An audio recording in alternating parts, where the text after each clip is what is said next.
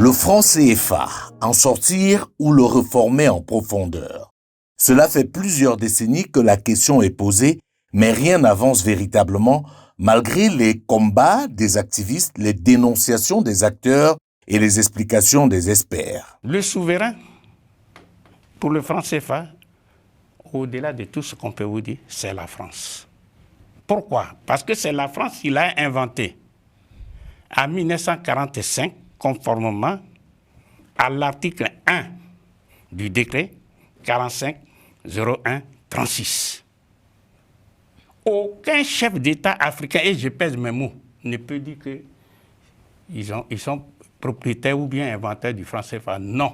Vous savez, au XXIe siècle, normalement, chaque peuple a le droit de posséder sa propre monnaie. Nous avons des forces exogènes, en l'occurrence la Banque de France, qui a le droit de dire si oui ou non elle est d'accord par rapport aux décisions économiques que nous prenons.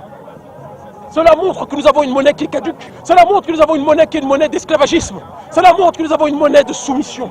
C'est-à-dire que pour des États indépendants, c'est quand même bizarre que non seulement on ne puisse pas fabriquer les billets de banque nous-mêmes, mais qu'en plus, nos banques centrales qui ont pris leur indépendance vis-à-vis de nos États, depuis juillet 2010, pour la Banque centrale d'Afrique de l'Ouest, la BCAO, acceptent de s'inféoder à un ministère des Finances d'un pays étranger, donc la France.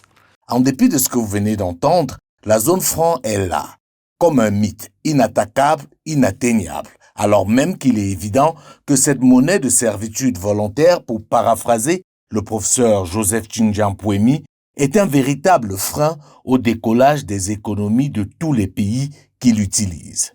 J'ai commis beaucoup d'erreurs. Celle que je considère un peu plus pénible, d'avoir cru qu'on peut faire quelque chose de très grand dans la zone franc. C'était une erreur? Une erreur. Parce que les pesanteurs sont trop nombreux pour pouvoir permettre l'éclosion. Le docteur Fokam, que vous venez d'écouter, sait de quoi il parle. Il est un chercheur iconoclaste, mais surtout l'un des plus grands capitaines d'industrie africains. Son analyse est tellement pertinente qu'il suffit de regarder les 10 premières économies du continent africain pour se rendre compte qu'aucun pays de la zone franc n'y figure. Bien au contraire, ce sont tous des pays qui ont leur propre monnaie. Malgré ce fait inattaquable, il existe encore des illuminés qui tentent de nous faire croire que nous avons un avenir avec le franc CFA. Ou pire, ils essayent de nous faire croire qu'une sortie du franc CFA entraînerait une catastrophe pour le pays qui tenterait l'aventure. En réalité, tout ceci n'est que manipulation, car les faits nous démontrent totalement le contraire. Le Cambodge, le Laos et le Vietnam sont sortis en 1955. L'Algérie, le Maroc et la Tunisie, et ont gardé de très bonnes relations commerciales avec la France. D'ailleurs, à l'heure où je vous parle, les 3 premiers partenaires commerciaux de la France en Afrique sont le Nigeria, l'Angola et l'Afrique du Sud. Aucun de ces pays n'utilise le franc CFA.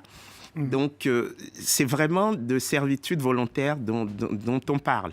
En plus de cela, la Mauritanie, par exemple, a abandonné récemment le franc CFA et son économie est plus florissante aujourd'hui qu'elle ne l'était à l'époque où elle était encore dans la zone franc.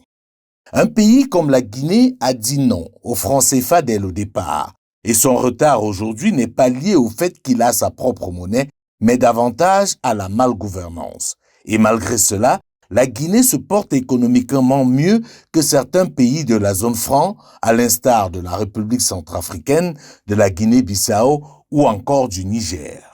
Ceci dit, pourquoi la tergiversation perdure? Pourtant, des pistes simples et efficaces existent pour que chaque pays africain puisse avoir sa propre monnaie. Les pays africains sont les pays les mieux placés pour avoir une monnaie reconnue sur le plan international. Expliquez-nous ça. Bon, voilà. D'abord, il faut reconnaître qu'au début, la monnaie était essentiellement basée sur l'or. La monnaie papier n'est revenue que plus tard. Et c'est parce que les économistes, les politiques ont décidé, c'était d'abord les Américains, aussi parce que De Gaulle leur a dit, si vous vous amusez, je vais vous demander de l'or en remplacement des dollars que j'ai dans mes caisses. Et le chef d'État américain a dit, ok, désormais, ce n'est plus posé sur le dollar, ça sera seulement le papier. Presque 90% des pays africains ont de l'or.